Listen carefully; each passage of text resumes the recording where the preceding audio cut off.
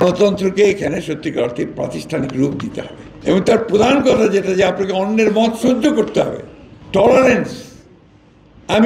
আপনি আপনার কথা বলবেন, সেটাকে আমি সহ্য করব না, পিটিয়ে দেবো, আপনার তৈরি করব, কিছু মানুষ তৈরি করে বলবো যে ভেঙে দাও, চুরিয়ে দাও, তাকে পিটিয়ে। This is not democracy. ডেমোক্রেসির মূল কথাটা হচ্ছে যে আমি তোমার সঙ্গে একমত না হতে পারি, কিন্তু তোমার মত প্রকাশের যে স্বাধীনতা, তাকে আমি আমার জীবন দিয়ে হলেও রক্ষা করবো। That is democracy. দুর্ভাগ্যক্রমে আমরা এখানে অন্যের মতকে সহ্য করতে চাই না, আমরা তাকে উড়িয়ে দিতে চাই।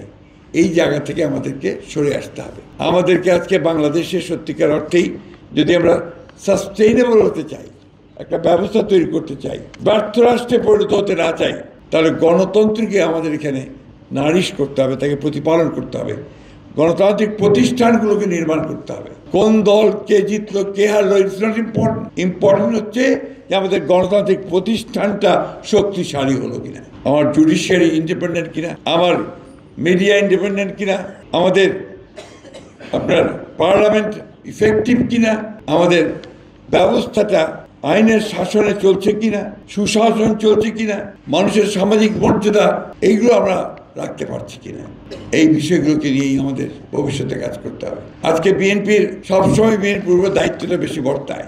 আজকে নির্বাচন আসছে, বিএনপির উপরে দায়িত্ব বেশি বর্তেছে এবং বিএনপিকে সত্যিকার অর্থেই এমন একটা মোর্চা গড়ে তুলতে হবে যে মোর্চা গণতন্ত্রের জন্য লড়াই করেছে অতীতে, লড়াই করবে এবং গণতন্ত্র এখানে প্রতিষ্ঠানিক রূপ দেবে। এই মোর্চাই আমাদেরকে এখানে করতে হবে। আমাদের নেত্রী দেশনেত্রী বেগম খালেদা জিয়া, তার দিকে তাকালেই তো আমরা উত্তরটা পেয়ে যাই যে একজন নেত্রী গণতন্ত্রের জন্যে, গণতন্ত্রকে প্রাতিষ্ঠানিক রূপ দেওয়ার জন্যে, গণতান্ত্রিক ব্যবস্থায় ফিরে দেওয়ার জন্য চরম অত্যাচার নির্যাতন সহ্য করেছেন এবং দীর্ঘ 6 বছর অন্তরীণ থেকেছেন। এখনো অসুস্থ অবস্থায় তিনি কিন্তু ওই গণতন্ত্রের কথাই বলছেন। 5ই আগস্ট উনি একটা খুব ছোট্ট একটা বিবৃতি দিয়েছিলেন, বোধহয় 4-5 লাইনের। ওইখানে তিনি খুব সুন্দর করে বলেছিলেন, প্রতিশোধ নয়, প্রতিহিংসা নয়, আসুন আমরা গণতন্ত্রকে প্রতিষ্ঠা করতে সবাই একযোগে কাজ করি।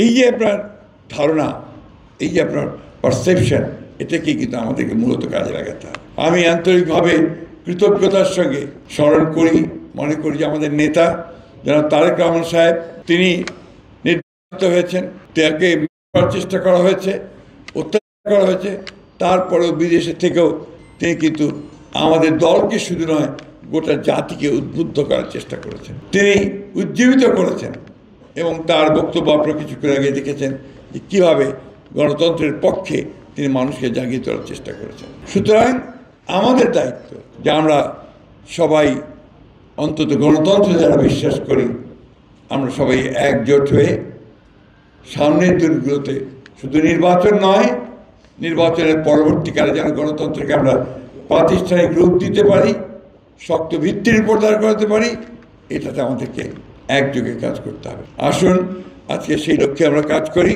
সবশেষে আমি আবারও বাবুল তালুকদার এবং ডক্টর মঈন খান এবং রাকিব সাহেবকে আন্তরিক ধন্যবাদ, কৃতজ্ঞতা জানাচ্ছি এবং এই বইয়ের ডকুমেন্টের পাবলিকেশনের সঙ্গে যারা জড়িত ছিলেন তাদেরকে আন্তরিক ধন্যবাদ এবং কৃতজ্ঞতা জানাচ্ছি। সবাইকে ধন্যবাদ। আসসালামু আলাইকুম।